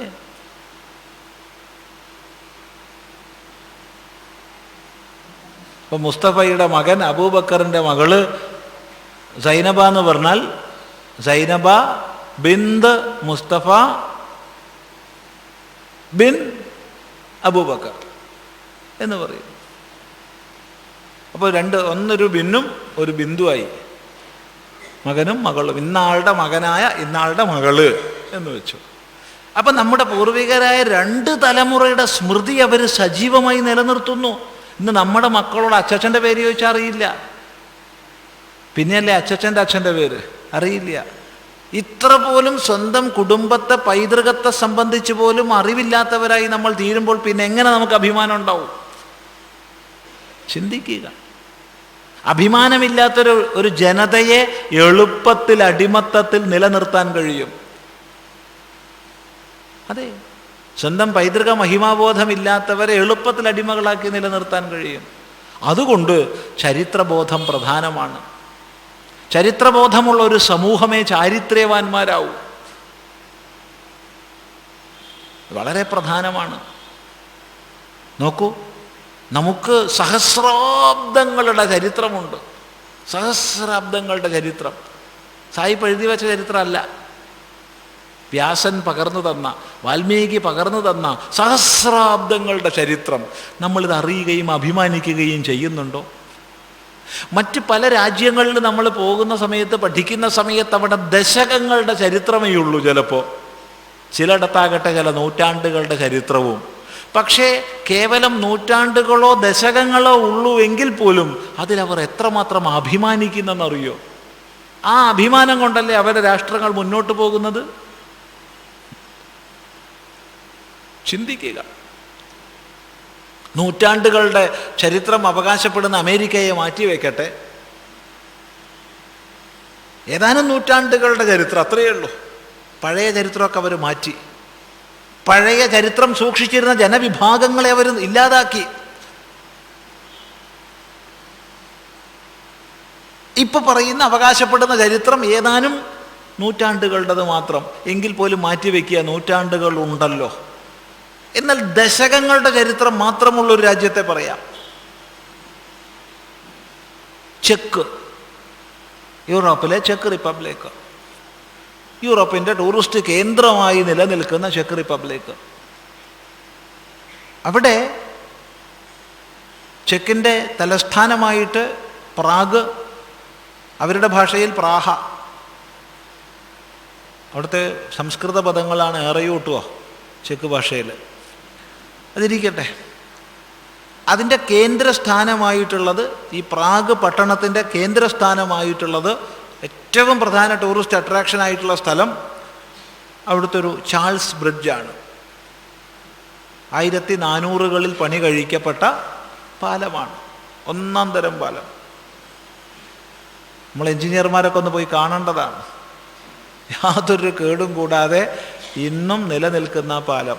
അതിൻ്റെ മുകളിൽ സുമനോഹരങ്ങളായ ഒരുപാട് പ്രതിമകൾ, സുമനോഹരങ്ങളായ ജീവൻ തുടിക്കുന്ന പ്രതിമകൾ.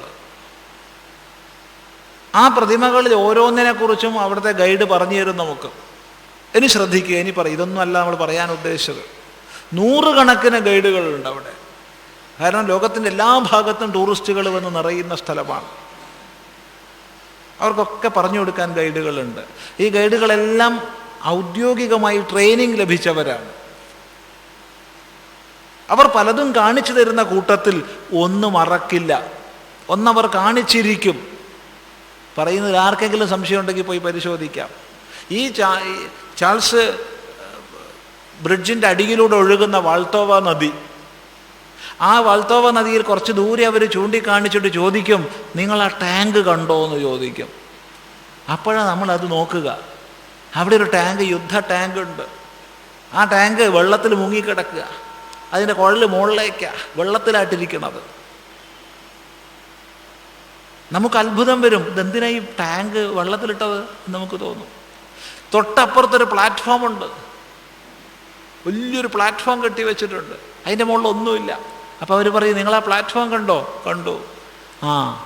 അത് ഞങ്ങളെ, ആപത്തിൽപ്പെട്ട ഞങ്ങളെ സഹായിക്കാൻ വേണ്ടി സോവിയറ്റ് റഷ്യ വന്നു.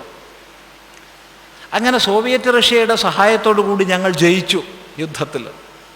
പക്ഷേ അതോടുകൂടി ഞങ്ങൾ സോവിയറ്റ് റഷ്യയുടെ അടിമയായി മാറി. ഞങ്ങളെ രക്ഷിക്കാൻ വന്ന സോവിയറ്റ് റഷ്യ ഞങ്ങളെ അവരുടെ അംഗമാക്കി മാറ്റി. എന്നാൽ ഞങ്ങൾ വിപ്ലവത്തിലൂടെ, സ്വാതന്ത്ര്യത്തിനായിക്കൊണ്ടുള്ള പടപൊരുതലിലൂടെ സ്വാതന്ത്ര്യം നേടി. ചെക്ക് റിപ്പബ്ലിക്കും സ്ലോവാക്യൻ റിപ്പബ്ലിക്കുമായി മാറി. ഏതായാലും ഞങ്ങളെ ലോകമഹായുദ്ധത്തിൽ രക്ഷിച്ച സമയത്ത് അവൻ പ്ലാറ്റ്ഫോം കെട്ടി അതിൻ്റെ മുകളിൽ റഷ്യൻ ടാങ്ക് വെച്ചിരുന്നു സ്മരണയ്ക്ക് വേണ്ടി. ഞങ്ങൾ സ്വതന്ത്രമായപ്പോൾ ആദ്യം ചെയ്ത പണി അവൻ്റെ ടാങ്ക് എടുത്ത് വെള്ളത്തിലിട്ടു. അവൻ്റെ ടാങ്ക് അതാ വെള്ളത്തിൽ കിടക്കണു എന്ന് അഭിമാനത്തോടു കൂടി അവർ പറയും. ഉള്ളിൽ അവരിപ്പോഴും പറയും, കമ്മ്യൂണിസം നല്ലൊരു സിദ്ധാന്തമാണെന്ന് ഞങ്ങൾ വിശ്വസിക്കുന്നു. പക്ഷേ കമ്മ്യൂണിസം പ്രാക്ടിക്കലായിട്ടില്ല. തിയറിറ്റിക്കലായിട്ട് കമ്മ്യൂണിസത്തെ ഞാൻ ആരാധിക്കുന്നു, പക്ഷെ പ്രാക്ടിക്കലായിട്ടില്ല. ഏതായാലും അവൻ്റെ ടാങ്ക് ഞങ്ങൾ വെള്ളത്തിലാക്കി എന്ന് പറയും. താല്പര്യം, കമ്മ്യൂണിസം എന്നുള്ളത് തിയററ്റിക്കലായിട്ട് വളരെ ഉത്കൃഷ്ടമാണെന്ന് വിശ്വസിക്കുമ്പോൾ തന്നെയും അതിനേക്കാൾ പ്രാധാന്യം സ്വന്തം രാഷ്ട്രസങ്കല്പത്തിന് അവർ കൊടുക്കുന്നു.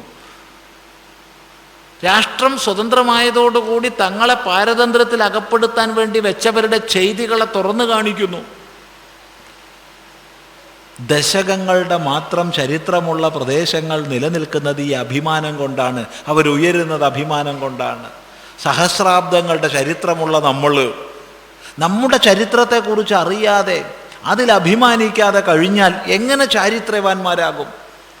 നമ്മൾ ചാരിത്രവാന്മാരല്ലാതെ കഴിഞ്ഞാൽ എങ്ങനെ ഒരു രാഷ്ട്രമെന്ന രീതിയിൽ നമ്മൾ ഉയരും? ചിന്തിക്കുക. അതുകൊണ്ട് കേവലം കുരുക്ഷേത്രത്തെ സംബന്ധിച്ചറിഞ്ഞാൽ പോരാ. ഭാരതത്തിൻ്റെ അനാദ്യ അനന്തമായ ചരിത്രത്തിൽ പ്രധാനപ്പെട്ട മാനബിന്ദുക്കളെയും സ്ഥലങ്ങളെയും കാലങ്ങളെയും അറിയണം. അഖണ്ഡ ഭാരത സങ്കല്പത്തിലൂടെ നമ്മളൊരു തീർത്ഥയാത്ര നടത്തണം. അതെ, ഈ ഹാളിൽ ഇരുന്നു കൊണ്ടാണെങ്കിൽ പോലും നമ്മൾ ഹിമാലയത്തിലൊന്ന് പോകണം, കുരുക്ഷേത്രത്തിലൊന്ന് പോകണം, പ്രയാഗയിലൊന്ന് പോകണം, ഭാരതത്തിൻ്റെ ഹൃദയമായ കാശിയിലൊന്ന് പോകണം. ആ കാശി ഹൃദയമാണ്.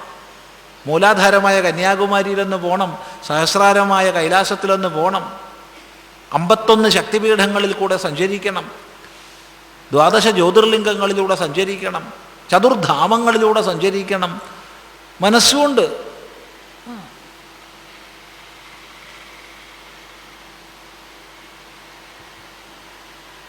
ചിന്തിക്കുക, തമാശ പറയല്ല.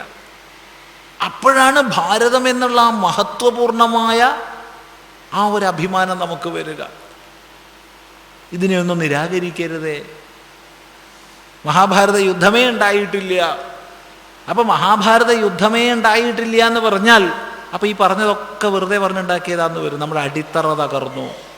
ആരുടെ കയ്യിലെ ഉപകരണങ്ങളായിട്ടാണ് നമ്മളിത് പ്രസംഗിക്കുന്നത്? അങ്ങനെയാകുമ്പോൾ ശ്രീകൃഷ്ണനില്ല, ഗീതോപദേശം ഇല്ല, ഒക്കെ മിഥ്യയാണ്. പിന്നെ ഞാനെന്തിനാ ഗീത പഠിപ്പിക്കുന്നേ? ചിന്തിക്കുക. അതുകൊണ്ട് അനാദ്യ അനന്തമായി നമ്മളെ നിലനിർത്തിപ്പോന്ന മൂല്യങ്ങളെ, മാനബിന്ദുക്കളെ തകർക്കാതിരിക്കുക, തകർക്കാൻ ശ്രമിക്കാതിരിക്കുക. അറിയാത്തത് അറിയില്ല എന്ന് പറയാനുള്ളൊരു ആർജവം ഉണ്ടാവുക, നിഷേധിക്കാതിരിക്കുക. ഇത് മുഖ്യമാണ്. സഹസ്രാബ്ദങ്ങൾക്ക് മുമ്പുണ്ടെന്ന് രേഖപ്പെടുത്തപ്പെട്ട ഓരോ തീർത്ഥവും നമ്മൾ ഇന്ന് കാണുന്നു, കുരുക്ഷേത്രവും കാണുന്നു.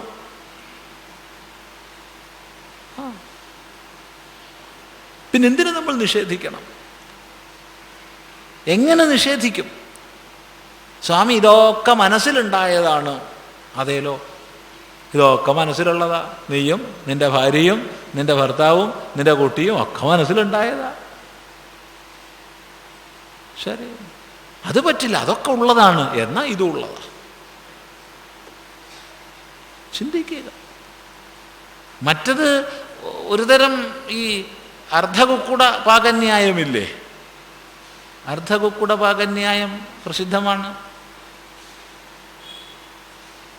ഒരാളൊരു കോഴിയുടെ നേർപകുതി മുറിച്ചു, നേർപകുതി, എന്നിട്ട് കറി വെച്ചു. മറ്റേ പകുതിയോ മുട്ട ഇടാൻ വേണ്ടിയിട്ട് മാറ്റി വെച്ചു. അത് മുട്ട ഇടാൻ വേണ്ടി മാറ്റി വെച്ചിരിക്കുക. അത് മുട്ട ഇടും, അതിൻ്റെ മുട്ട നമുക്ക് നാളെ കഴിക്കണം. ഇത് പറയാൻ കാരണം ഏകദേശാംശത്തെ സ്വീകരിക്കുകയും ഏകദേശാംശത്തെ തള്ളുകയും ചെയ്യുന്നത് തെറ്റാണ്. അത് ചെയ്യരുത്. ചിലപ്പോൾ ചോദിച്ചേക്കാം, അപ്പോൾ ഇതിഹാസത്തിലൊക്കെ പറഞ്ഞ എല്ലാ വാക്കുകളും വർണ്ണനകളും അതേപോലെ സ്വീകരിക്കണം എന്നാണോ പറയുന്നത്? അല്ല.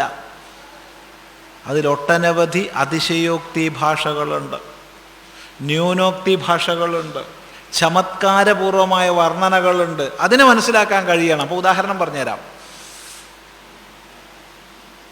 ദശരഥൻ പറയുകയാണ്, മഹർഷേ, അങ്ങ് ദയവ് ചെയ്ത് രാമനെ ചോദിക്കരുത്, ഞാൻ തരില്ല.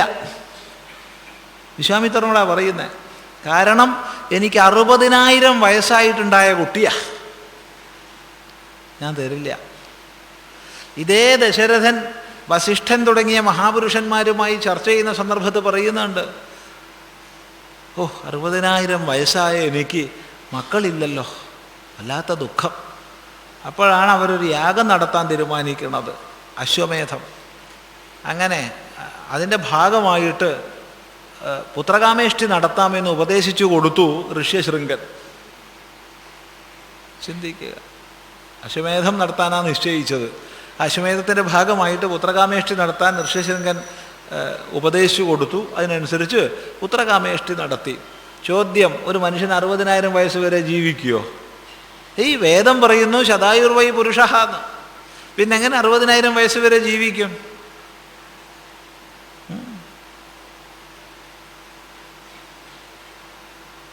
ചിന്തിക്കുക.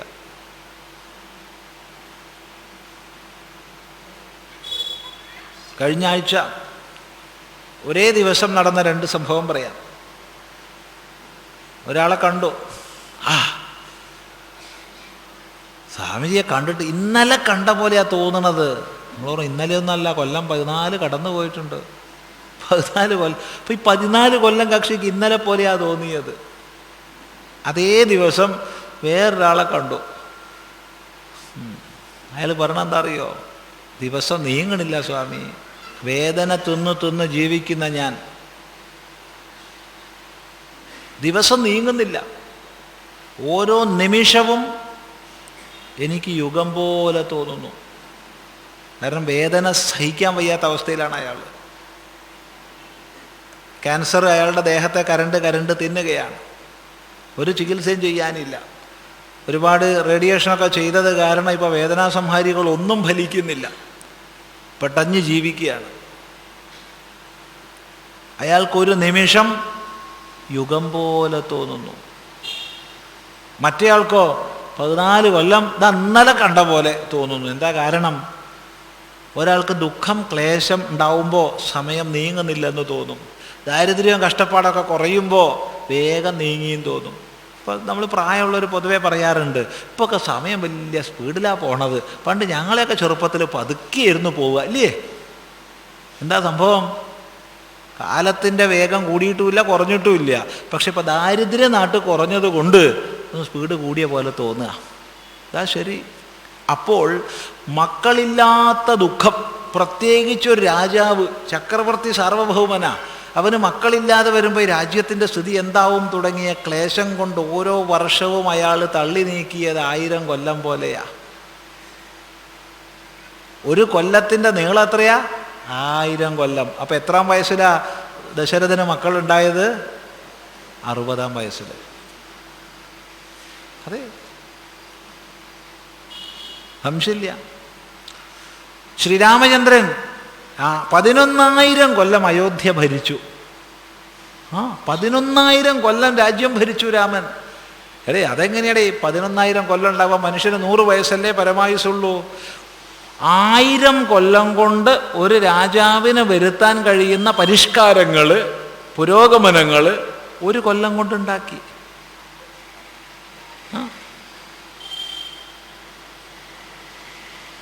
അതെ.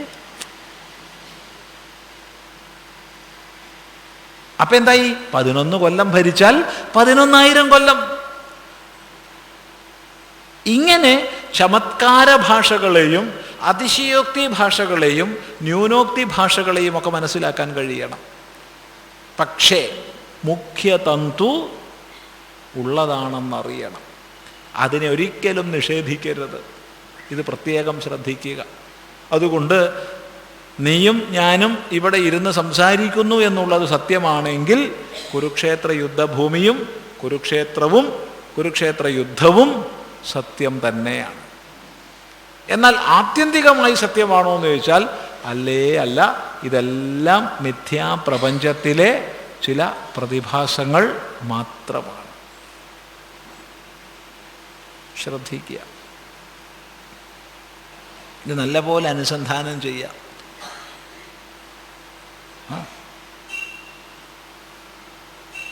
അല്ലാതെ ഇത് മിഥ്യ എന്ന് പറയുന്നത് അർത്ഥമൊന്നുമില്ല, സത്യ എന്ന് പറയുന്നത് അർത്ഥമില്ല.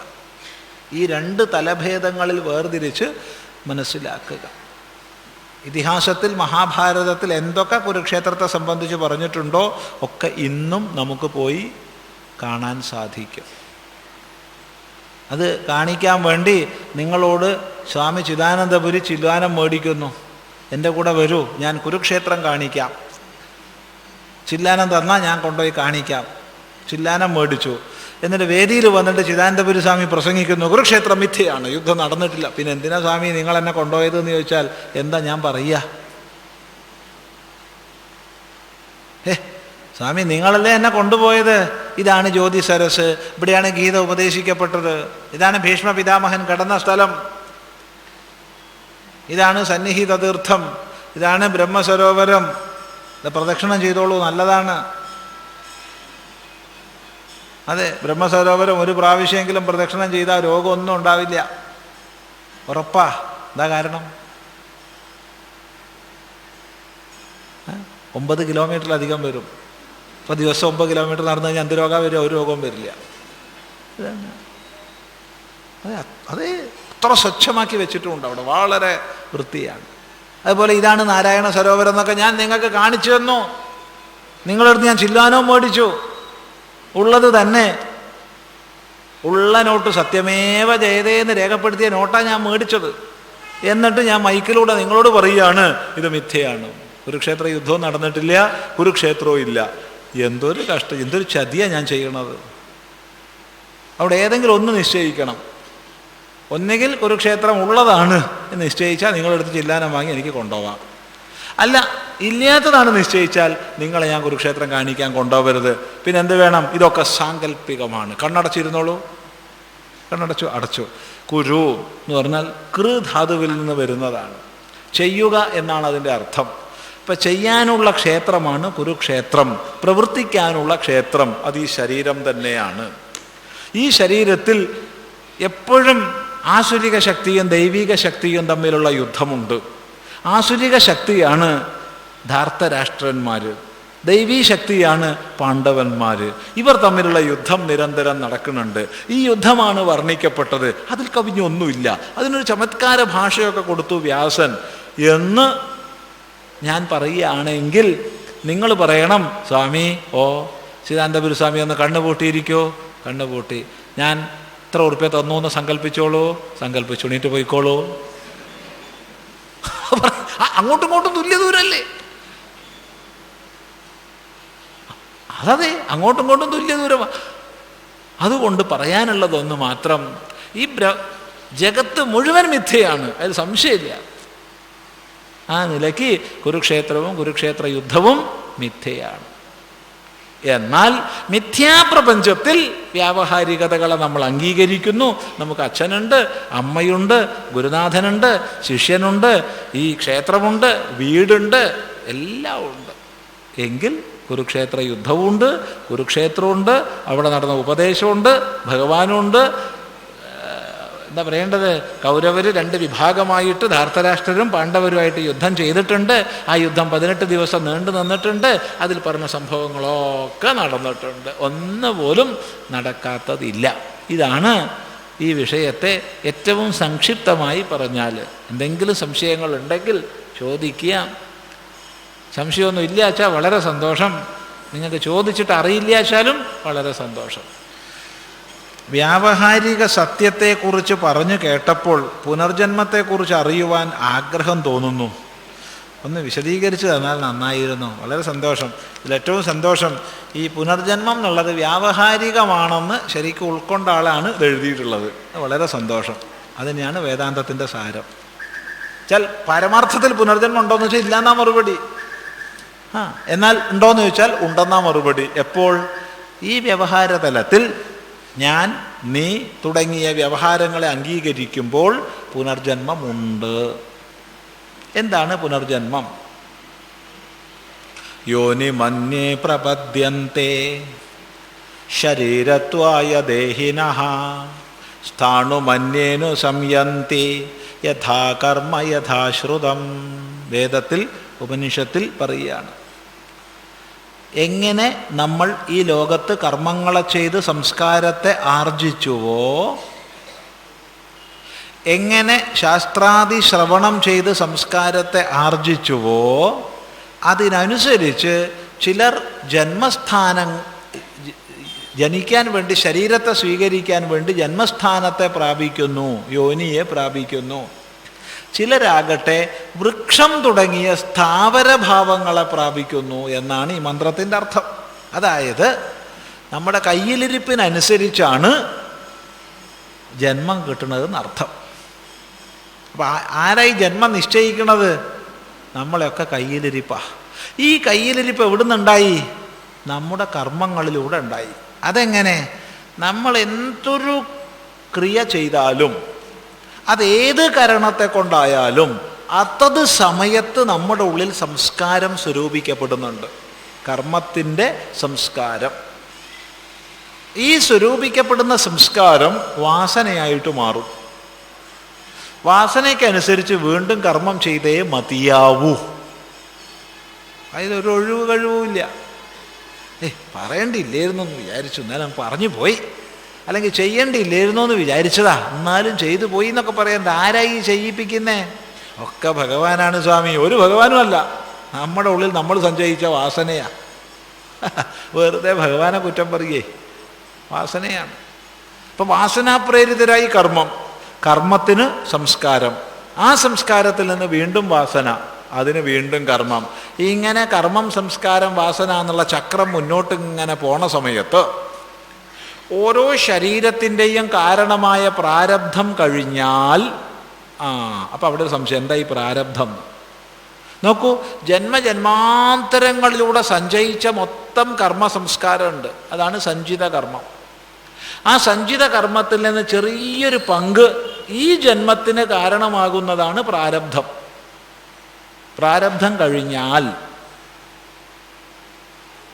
ശരീരം മരിച്ചു. ഏത് ശരീരം മരിക്കും? ഈ കാണുന്ന ശരീരം മരിച്ചു പോകും. അങ്ങനെ ചിദാനന്ദ ഗുരുസ്വാമിയുടെ കാറ്റ് കഴിഞ്ഞു, ഇനി അയാളെ കൊണ്ടുള്ള ഉപദ്രവമില്ല. പക്ഷേ സൂക്ഷ്മ ശരീരത്തിൽ ശേഖരിച്ച സംസ്കാരമോ അത് പോയിട്ടില്ല. അപ്പോൾ ആ സംസ്കാരത്തിനനുസൃതമായ ഒരു സ്ഥൂല ശരീരത്തെ സ്വീകരിക്കേണ്ടി വരും. ഈ പ്രക്രിയയ്ക്കാണ് നമ്മൾ പുനർജന്മം എന്ന് പറയുന്നത്.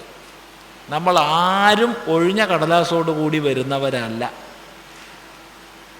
ഓരോ വ്യക്തിയും ജന്മജന്മാന്തരങ്ങളിൽ സഞ്ചയിച്ച സംസ്കാരങ്ങളെ സൂക്ഷ്മ ശരീരത്തിൽ രേഖപ്പെടുത്തിക്കൊണ്ടാണ് വരുന്നത്. ഈ രേഖപ്പെടുത്തലോടുകൂടിയാണ് നമ്മൾ അമ്മയിലേക്ക് പ്രവേശിച്ചത്.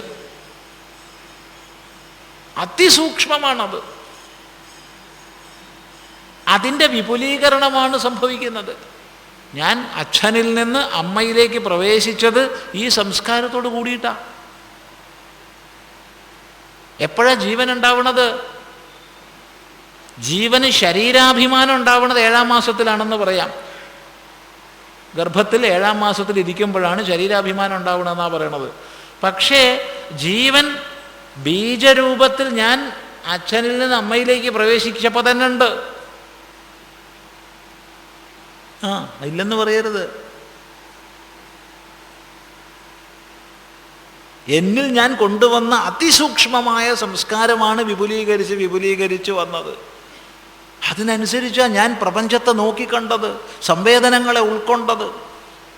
ഒരേ അച്ഛൻ്റെ, ഒരേ അമ്മയുടെ, ഒരേ സാഹചര്യത്തിൽ ജീവിക്കുന്ന 5 മക്കൾ 5 പ്രകാരമാണ്.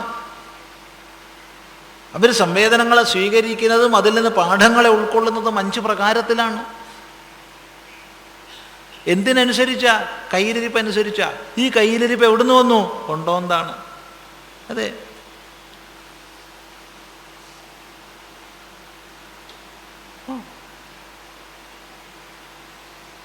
കൊച്ചുകുട്ടിയാവുന്ന സമയത്ത് എന്തെങ്കിലും ചില പണികളൊക്കെ ചെയ്യാൻ പറയുമ്പോൾ വയ്യ എന്ന് പറഞ്ഞു എന്ന് വിചാരിച്ചോളൂ. അങ്ങനെ പറയുമല്ലോ കുട്ടികളാവുമ്പോൾ. ഒരു 3, 4, 5 വയസ്സൊക്കെ ഉള്ള സമയത്ത് ദോശയൊന്ന് മറിച്ചിടൂ അമ്മ പറയുമ്പോൾ വയ്യ എന്ന് പറഞ്ഞു എന്ന് വിചാരിച്ചോളൂ. അപ്പോൾ ഈ കുട്ടിയുടെ അച്ഛൻ ചോദിക്കുകയായിരുന്നു, എന്താ വയ്യാണ്ട്, നല്ല ബ്രഹ്മവിദ്യയാണോ എന്ന്. അപ്പോൾ ഈ കുട്ടി ഇരുന്ന് ആലോചിക്കും, ഈ ബ്രഹ്മവിദ്യ എത്ര വിഷമാണോ എന്ന് അത് തന്നെ പഠിക്കണം. എന്താ ബ്രഹ്മവിദ്യ എന്ന് ഈ കുട്ടിക്ക് അറിയില്ല. ഇത് പറഞ്ഞ അച്ഛൻ ഒട്ടും അറിയില്ല ആണല്ലോ പറയുക. പക്ഷെ ഈ കുട്ടി ഇരുന്ന് ആലോചിക്കും, എന്നാ ബ്രഹ്മവിദ്യ തന്നെ പഠിക്കണം എന്ന്.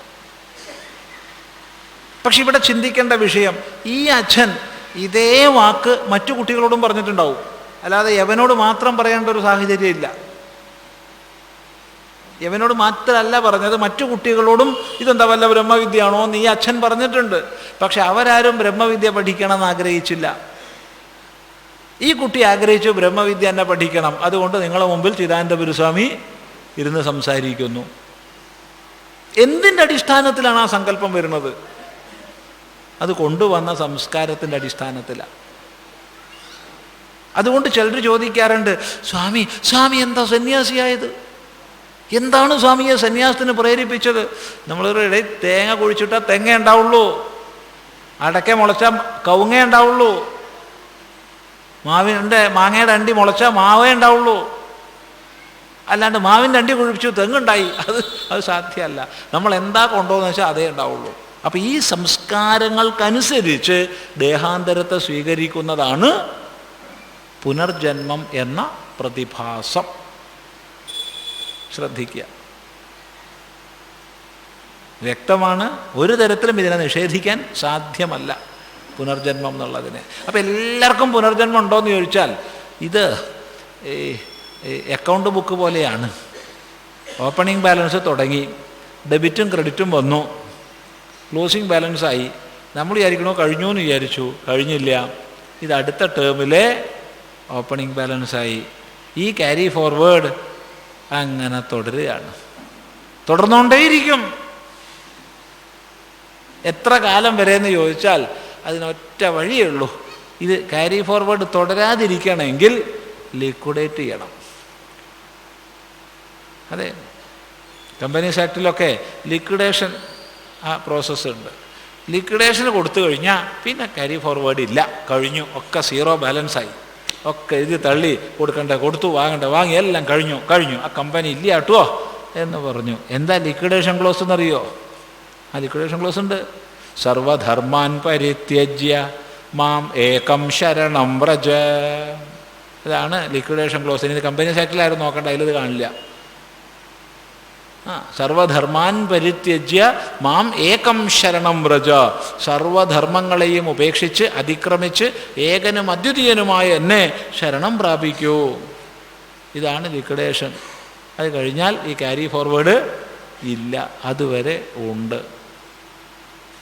ശരി, വളരെ സന്തോഷം. തുടർന്ന് നമുക്ക് നാളെ കൃത്യസമയത്തിന് തുടരാം. ഓം ഗുരുർബ്രഹ്മ ഗുരുർവിഷ്ണു ഗുരുർദേവോ മഹേശ്വരഃ ഗുരു സാക്ഷാത് പരം ബ്രഹ്മ തസ്മൈ ശ്രീ ഗുരവേ നമഃ. ഓം